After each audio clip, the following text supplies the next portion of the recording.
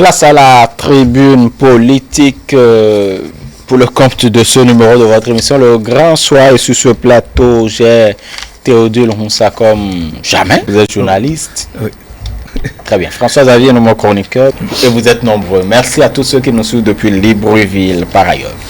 Fréjus Atin Doglo, il est juriste.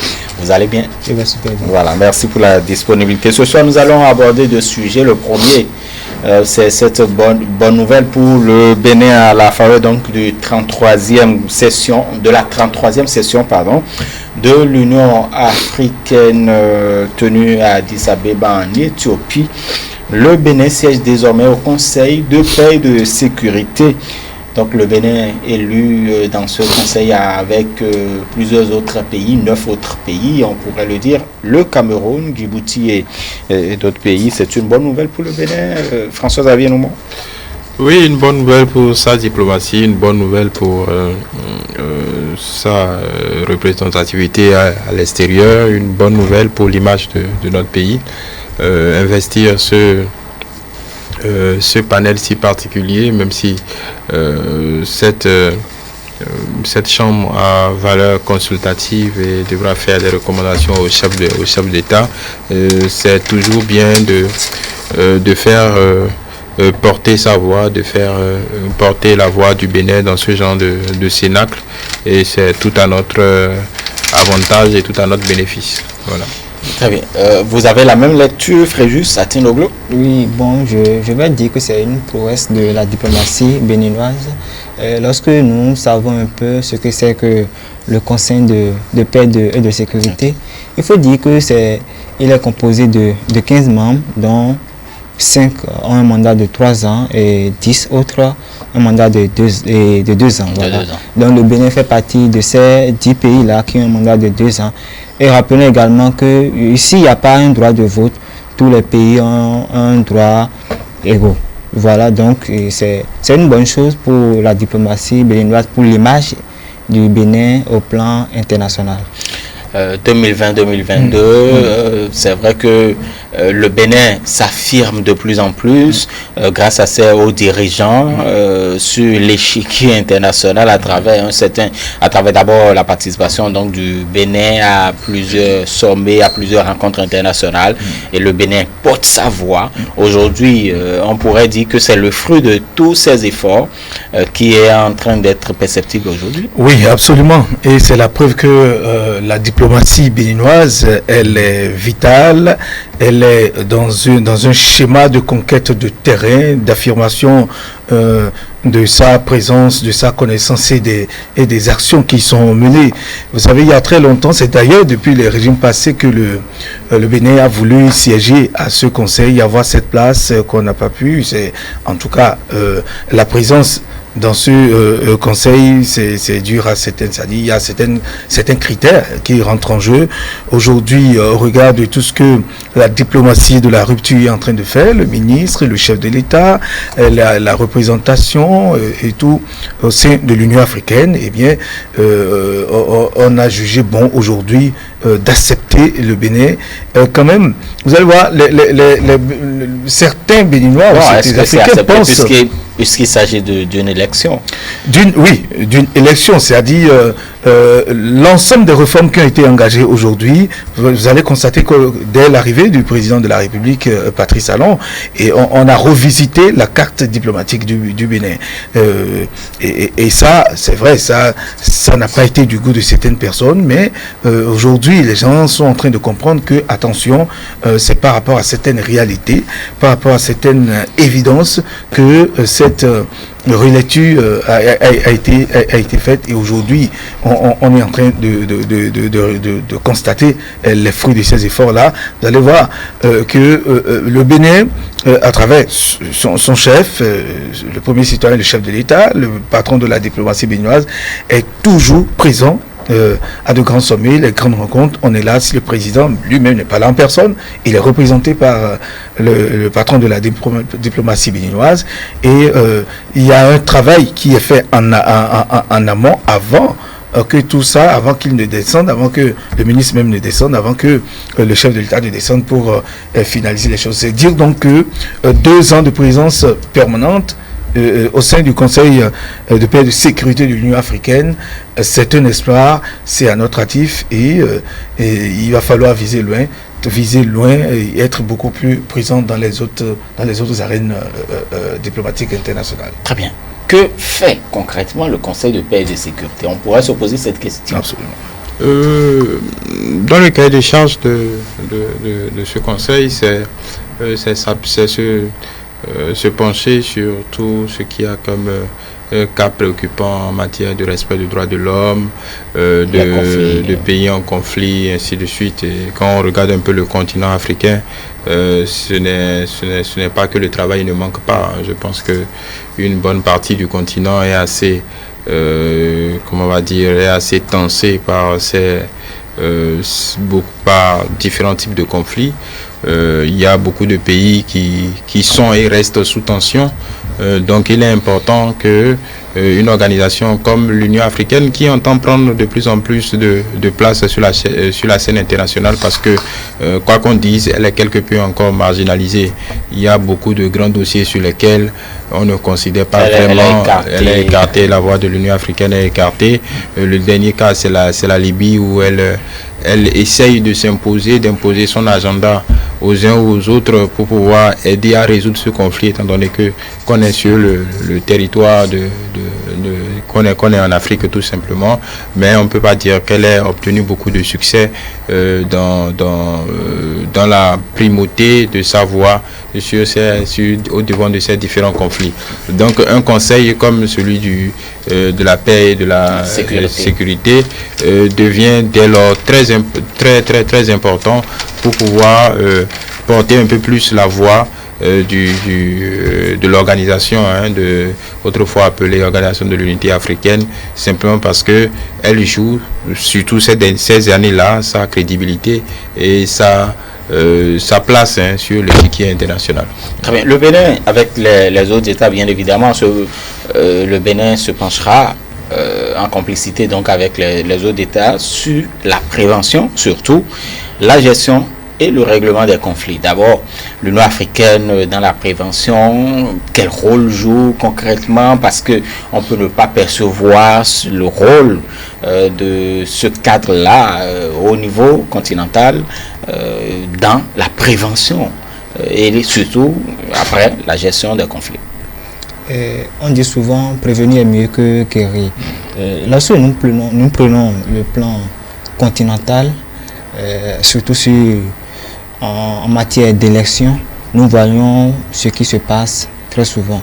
Prenons le cas récemment du Bénin pour les élections législatives passées. Nous avons vu tout ce qui s'est passé. Alors l'Union africaine, c'est sa mission. C'est d'ailleurs sa mission principale, prévenir, la prévention, la gestion et le règlement des conflits. Et donc il faut dire que si déjà en amont on voit les conflits venir, il faut quand même voir dans quelle mesure régler à l'amiable par le dialogue, les discussions entre États. Donc tout ça, c'est les missions que ce conseil-là aura à accomplir au cours de ces 3 ans, je vais dire, puisque 2 ans pour d'autres et 3 ans pour d'autres aussi. Également, la surveillance des pratiques démocratiques et le respect des droits de l'homme, des libertés fondamentales, et également nous avons aussi le respect des pratiques constitutionnelles sur le plan continental. Aujourd'hui, si nous passons le respect des droits de l'homme à la loupe, le Bénin, comparativement aux autres pays, on ne pourra pas dire que le Bénin est un bon élève, mais le Bénin quand même a fait des efforts en matière de respect des droits humains. C'est quand même ce qui a pu laisser quand même à ce place-là aujourd'hui au sein du Conseil de sécurité. Il faut également rappeler que dans la zone de l'Afrique de l'Ouest, c'est seulement 4 sièges qui est réservé pour les pays de l'Afrique de l'Ouest. Et si parmi tous ces pays-là, dans l'Afrique de l'Ouest, le Bénin a pu quand même rester dans ces 4 pays-là, là il faut reconnaître qu'un travail a été fait à la base. Très bien. La gestion, nous sommes souvent pas, en fait, on ne voit toujours pas toutes les actions qui sont menées par l'Union africaine dans la prévention. C'est après, quand on constate les conflits, qu'on voit que voilà, on se dépêche pour aller faire choses, alors que beaucoup de choses se font justement dans la prévention et dans la gestion avant le règlement des conflits. Oui, bien évidemment. Vous savez, le Conseil, puisqu'il y a toutes sortes, en tout cas les pays représentés par plusieurs catégories de personnes. Il y a les militaires, il y a les diplomates, et il y a les gestionnaires du territoire, c'est ceux qui s'occupent de la décentralisation. C'est tout un ensemble de responsables qui s'asseyent, qui réfléchissent et qui font un travail de fond, de préparation pour analyser. Vous voyez, sur le continent africain, nous avons des crises qui sont peut-être liées aux élections. C'est d'abord peut-être des crises préélectorales et post-électorales, et très souvent on sait ce à quoi on assiste, ce que ça génère, et donc le Conseil, avec ces éléments, avec ces hommes, avec la stratégie définie, tout en respectant les textes et lois qui régissent ce Conseil au sein de l'Union de l'Union africaine, eh bien, ils font un gros travail. Quand nous voyons les interventions des forces de sécurité, par exemple, parce qu'ils ont pour rôle aussi la gestion des conflits, le règlement et et la gestion des conflits, nous voyons qu'il y a un ensemble de forces africaines qui sont déployées sur le terrain pour intervenir, apporter la paix, régler les questions. C'est de leur ressort. Quand nous observons aujourd'hui, il y a cette percée des terroristes, c'est leur intervention, les actions sur le terrain. Ils ont également ce rôle à jouer et comme l'a dit... Et justement, en matière de terrorisme ou d'un certain nombre d'actes de grand banditisme, on voit plus en action la CEDEAO que l'Union africaine, par exemple. Oui, effectivement, la CEDEAO doit être d'abord en amont. Il est tout à fait normal parce que le foyer en Afrique de l'Ouest, il est tout à fait logique que ce soit la CEDEAO qui soit aux premières loges de la résorption de ce danger très pernicieux. Mais avant, quand par exemple la Somalie était en prise au danger du terrorisme, ce n'était pas la CEDEAO, c'était d'autres organisations sous-régionales de l'océan Indien, l'Afrique de l'Est, qui s'en sont, la SADC, qui s'en sont occupés. Donc évidemment, l'Union africaine ne vient pas oblitérer le rôle de chaque organisation sous-régionale, parce que si les organisations sous-régionales n'ont pas un minimum de cohésion, l'Union africaine n'aura aucune contenance, parce que faut pas oublier que c'est quand même 53 pays, donc c'est beaucoup, c'est énorme à gérer. Après, il y a les grands pays qui, comme partout, comme dans toute organisation, ont tendance à imposer leurs lois. Les grandes nations, le Nigeria, l'Afrique du Sud, l'Égypte, le Maroc, l'Algérie, le Sénégal, le Ghana.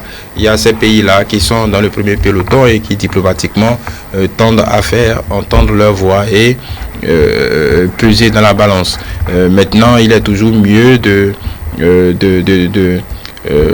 jouer serré et de jouer groupé dans ce type de cénacle. Donc la CEDEAO a plutôt intérêt à jouer collectif pour peser dans les grandes décisions.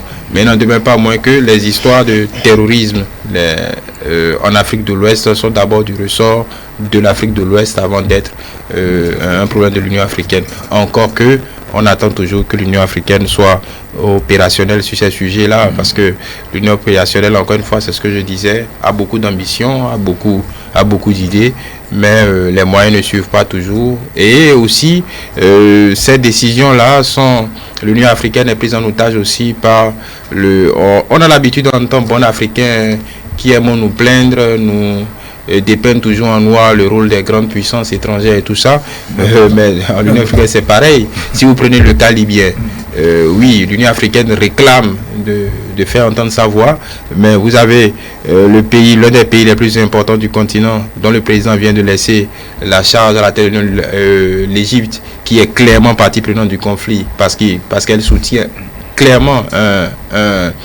une partie. On va dire que l'Algérie et la Tunisie en soumet aussi, ont leurs préférences. Donc évidemment, quand il s'agira de prendre une décision, vous aurez un communiqué laconique comme on l'a eu, donc qui exprime la volonté des États sur ce dossier, mais en réalité vous n'avez rien de concret, parce que évidemment, est-ce que l'Union africaine a les moyens de faire avant de parler de moyens, il faut déjà s'entendre sur un mot d'action. Si vous n'arrivez pas à prendre des décisions concrètes, même si vous en avez les moyens, vous n'arriverez à rien. Mais si les décisions déjà sont tributaires, ce qui est tout à fait normal par ailleurs, des rapports de force dans l'Union, évidemment, quels que soient les moyens que vous aurez, vous ne réglerez absolument rien.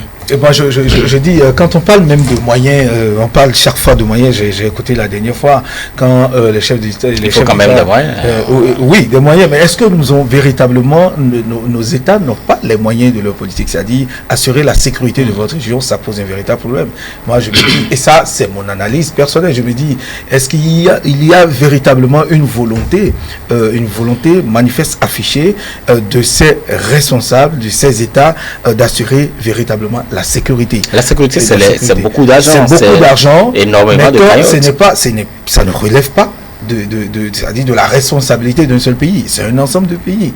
Et nous avons, ces pays-là ont en tout cas, leur cagnotte, leur budget de sécurité annuel.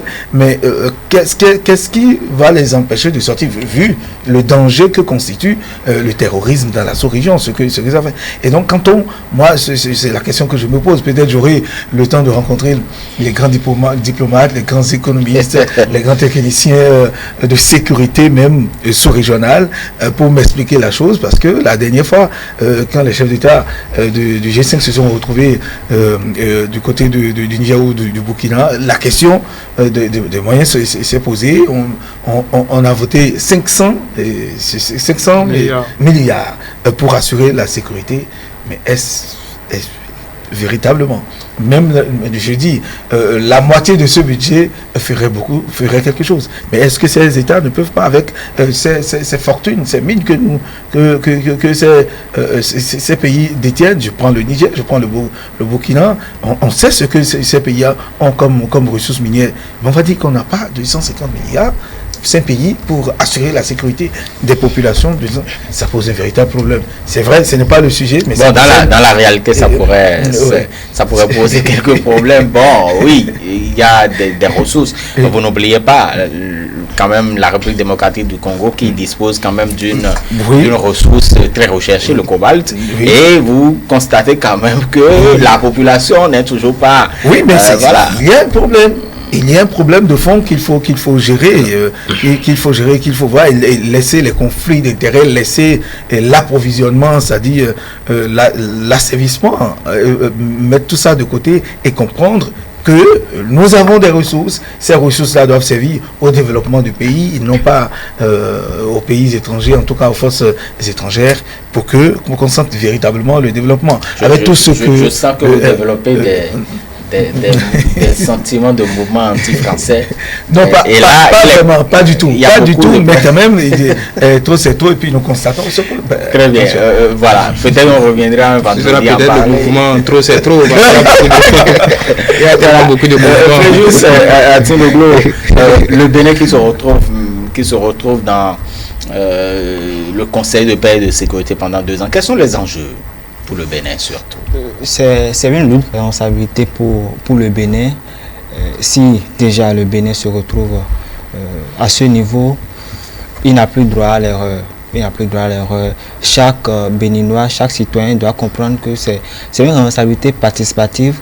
Nous devons arrêter les bagarres par-ci, les bagarres par-là-bas, puisque déjà nous sommes sous les lampadaires à l'international. Tout le monde nous regarde et nous n'avons plus droit à l'erreur, surtout en matière de respect des libertés fondamentale. L'État doit prendre ses responsabilités pour que tout ce qui s'est passé dans le passé ne se reproduise plus.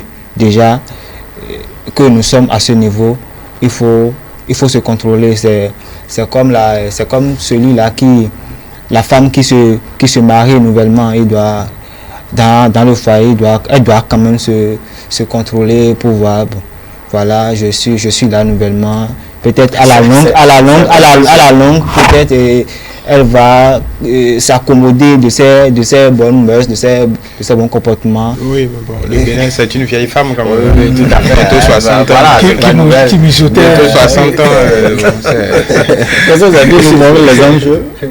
Non, les enjeux, c'est comment je vais dire, c'est déjà se mettre au diapason des questions du moment. Je pense que tout à l'heure on parlait d'une grande réussite diplomatique. C'est entendre la voix du Bénin, c'est faire entendre la voix du Bénin, c'est faire entendre son interprétation des enjeux du moment, et c'est être force de proposition pour pouvoir permettre à l'organisation continentale de réussir sur ce terrain si important de la paix et de la sécurité, parce que dans l'insécurité, il n'y a aucun développement viable qui soit possible. Donc je pense qu'avec les autres composantes de ce Cénacle-là, le Bénin saura faire honneur à son passé et à la tradition. Je pense que dans les grandes organisations internationales, le Bénin quand même est réputé pour parler d'une voix quand même intègre. Le Bénin sait se faire entendre, le Bénin sait se faire respecter, et je pense que cette nouvelle attribution que nos diplomates ont pu gagner ne fera pas grise mine par rapport à ce qui a toujours été. Et quand on dit que le Bénin siège, qui siège? C'est un haut fonctionnaire choisi par l'État béninois. Comme dans toutes les organisations internationales, c'est un haut fonctionnaire que l'État déléguera pour pouvoir siéger et porter sa voix et faire respecter la feuille de route du gouvernement. Ce n'est pas qu'un individu restera dans son coin et aura son agenda à dérouler. Puisqu'il porte la voix. C'est une délégation, c'est un pouvoir délégué qu'on lui donne. Donc il porte la voix du Bénin, porte la voix de la position de l'État béninois. Donc cette position est définie par le président de la République, et c'est le ministre des Affaires étrangères qui est chargé de porter cette voix quand le président ne peut pas. Donc en réalité, c'est la voix du Bénin qui transparaîtra dans tout ce que fera ce haut fonctionnaire, qu'il soit homme ou femme. Voilà. Les enjeux pour vous? Oui, c'est bien, comme l'a dit monsieur Noumon, c'est ça.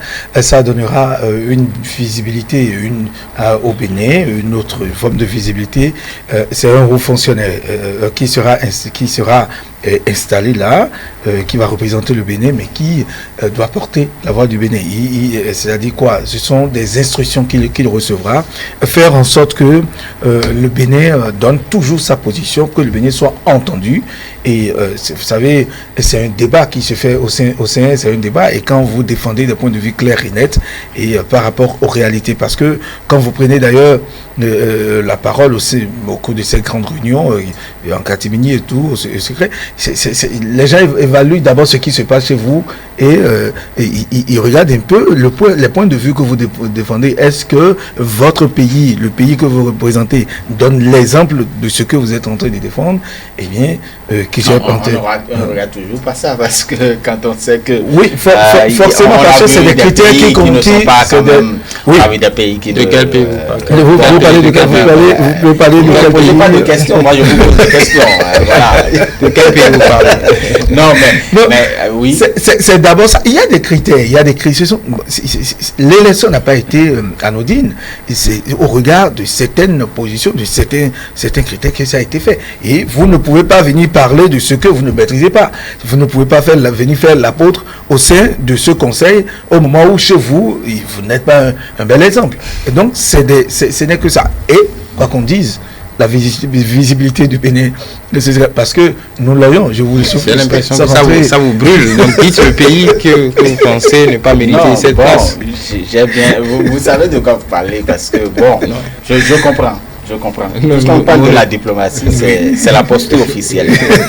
Fréjus, on va passer rapidement. Bon, nous avons quelques minutes. Juste une toute petite parenthèse. Il n'est pas obligé que ce soit un haut fonctionnaire forcément. Ces types de nominations sont à la discrétion du chef de l'État. Ça peut être un artiste, ça peut être quelqu'un de la société civile. C'est déjà arrivé. Non.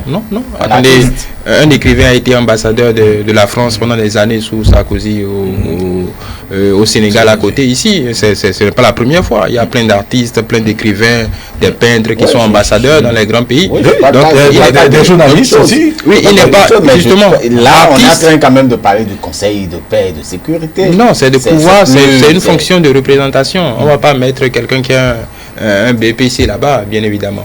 On mettra quelqu'un qui comprendra les enjeux, mais ce que veut dire, c'est pas écrit, ce n'est écrit nulle part que ce sont des hauts fonctionnaires qui ont forcément droit à ça. C'est comme la polémique qu'il y a eu dans notre pays, ambassadeur, il faut les choisir. Ça aussi, on en a discuté, c'était faux. Il n'y a aucune loi qui dise que voilà, pour les postes d'ambassadeur, il faut choisir des hauts fonctionnaires des affaires étrangères. Ça peut être celui que le chef de l'État juge à même de faire valoir les droits et de porter valablement, de prendre soin valablement de l'image du pays ou de le vendre à l'étranger. Voilà, c'est la précision que je voulais faire. Très bien, c'est fait. On va passer, on n'a plus beaucoup de temps, mais on va dire quelques mots, le positionnement pour les prochaines communales, un peu les ministres, les députés, les directeurs généraux qui certainement ne pourront plus se retrouver sur les listes. Oui, ça a été clair. En fait, je crois que cette décision, c'est la preuve que le gouvernement du président Patrice Talon est en train d'assainir les choses. C'est le parti, là. Oui. C'est-à-dire que c'est sûr que ça a été, il y a eu une discussion en amont qui a généré ça. Je crois que c'est une élection locale. On a parlé d'une élection communale, de proximité, je voudrais dire, une élection de proximité. Eh bien, ça permettra de connaître qui est qui, c'est-à-dire qui est l'influent, l'élément ou bien le pion influent dans telle localité ou telle localité. Et c'est vrai, un ministre, un député, un directeur, ils sont déjà appelés à servir l'État à des fonctions de données et donc permettre à d'autres personnes qui ont assez de disposer d'assez de temps, qui sont plus ou moins libres et qui n'ont plus d'autres charges étatiques à exercer aussi, à faire leur preuve. Ça permettra de ressentir effectivement ce que nous recherchons, ce que nous défendons depuis plusieurs années, la décentralisation, et que le pouvoir soit véritablement à la base et soit géré par la base. Très bien. Fréjus? Moi, je pense que cela ne devrait pas poser de problème puisque étant ministre, étant maire, étant conseiller ou député, l'objectif final, c'est de servir la nation. Donc, que tu sois ministre, que tu sois député ou maire, l'essentiel, c'est de servir la nation, c'est de faire, d'accomplir la mission pour laquelle tu as été positionné. Et au finish, c'est la population qui a le dernier mot, c'est la population qui va positionner ces conseillers-là à la fin. Donc cela En fait, vous voulez parler du vote? Oui, effectivement. Très bien. Oui, moi je vais être quelque peu aller vous contrarier un peu, simplement parce que je trouve, si c'est la décision des partis, bon, je la respecte. Mais ça me laisse un peu dubitatif parce que je ne vois pas pourquoi on empêcherait quelqu'un qui voudrait se positionner pour aller à une élection d'y aller, quitte après, comme ça s'est vu pour les législatives, d'avoir le chef de l'État par exemple à poser un choix à ses ministres. C'est soit vous siégez à l'Assemblée nationale, soit vous restez au gouvernement. Non, je pense que ça devrait se faire comme ça, comme partout ailleurs. On devrait pouvoir laisser ces élus-là aller sur le terrain, se faire élire, quitte à eux après de choisir de siéger ou pas, et de ne pas revenir. Parce que je pense que dans le cas des ministres aujourd'hui, même s'il décidait de revenir demain, je pense que la place n'est plus disponible. C'est plus comme avant où on allait, on revenait, le suppléant peut dégager pour qu'on prenne la place. Je pense que ça a changé en temps. Donc, moi, je pense qu'on devrait... pour moi, principalement, personnellement, on devrait laisser... Il y a d'autres acteurs, il y a d'autres citoyens qui pourraient quand même faire le travail. Oui, on ne dit pas que les autres citoyens pourront toujours faire le travail. Là, on parle d'élection. On ne parle pas encore on ne parle pas d'élus en train de travailler. On parle d'élection. Donc, on joue. Chacun devrait avoir le droit de jouer son va-tout.